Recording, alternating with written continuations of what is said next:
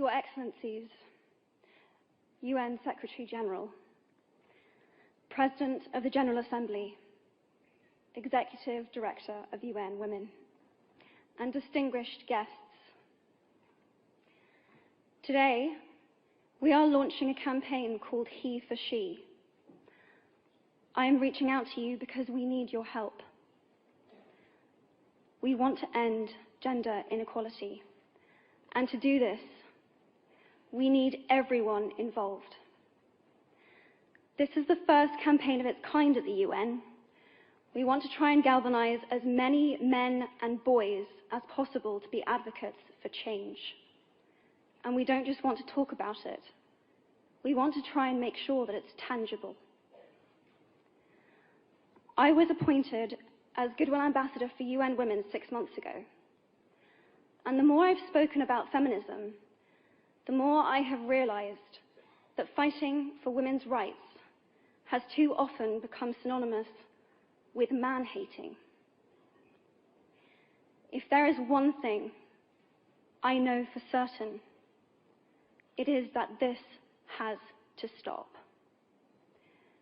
For the record, feminism, by definition, is the belief that men and women should have equal rights and opportunities.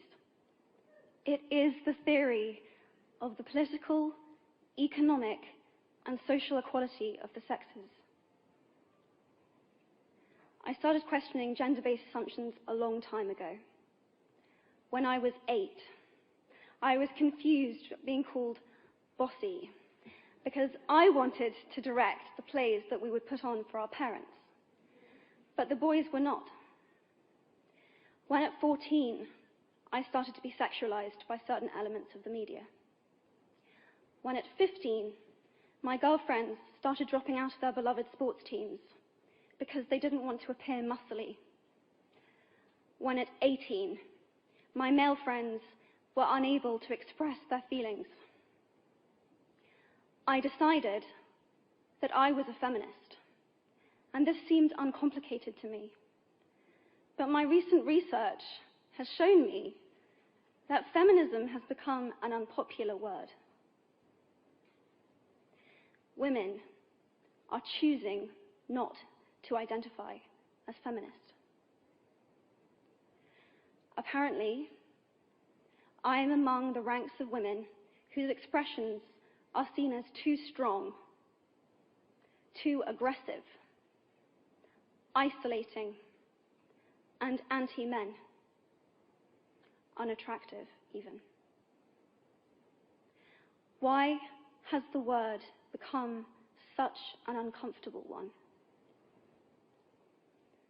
I am from Britain, and I think it is right that I am paid the same as my male counterparts.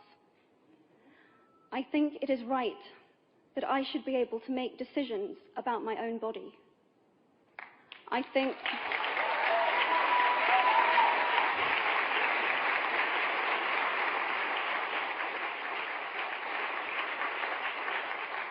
it is right that women be involved on my behalf in the policies and the decisions that will affect my life. I think it is right that socially I am afforded the same respect as men. But sadly, I can say that there is no one country in the world where all women can expect to receive these rights. No country in the world can yet say that they have achieved gender equality.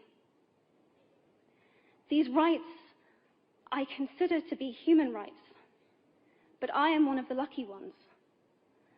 My life is a sheer privilege because my parents didn't love me less because I was born a daughter.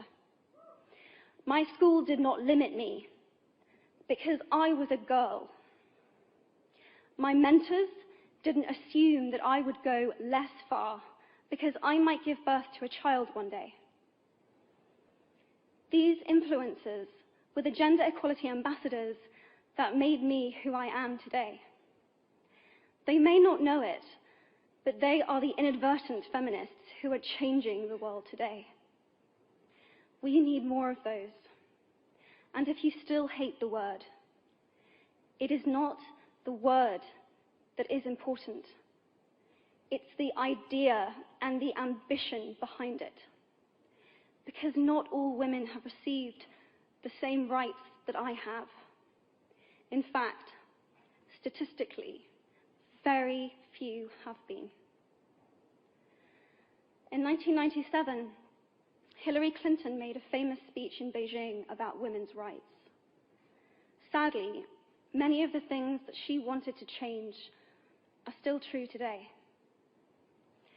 But what stood out for me the most was that less than 30% of the audience were male. How can we affect change in the world when only half of it is invited or feel welcome to participate in the conversation? Men, I would like to take this opportunity to extend your formal invitation.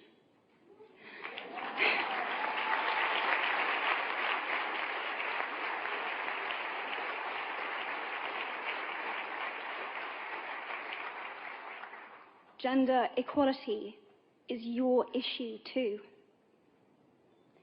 Because to date, I've seen my father's role as a parent being valued less by society, despite my needing his presence as a child as much as my mother's.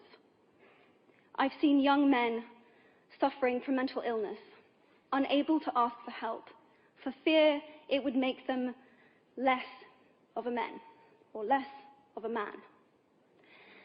In fact, in the UK, suicide is the biggest killer of men between 20 to 49, eclipsing road accidents, cancer, and coronary heart disease.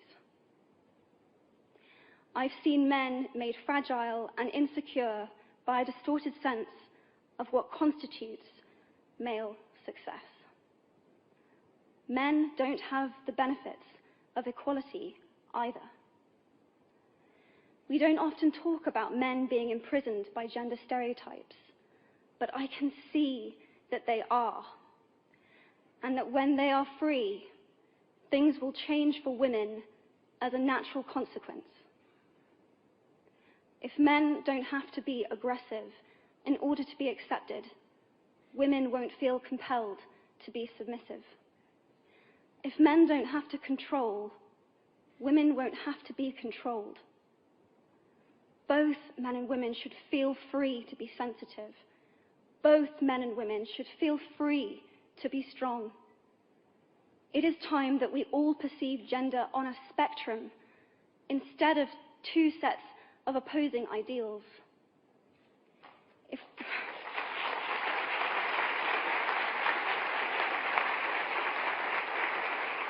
If we stop defining each other by what we are not and start defining ourselves by who we are, we can all be freer.